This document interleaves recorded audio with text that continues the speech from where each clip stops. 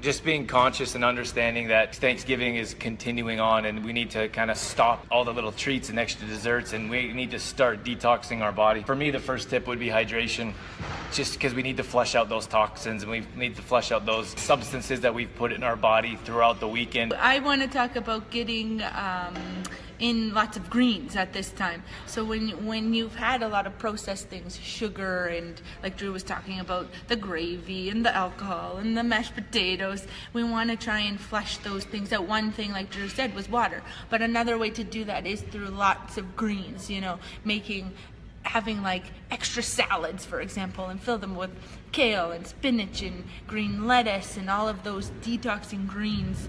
Throwing extra greens into your smoothie, for example, will help. Making a nice green soup, like with zucchini and kale and leeks, and just think green.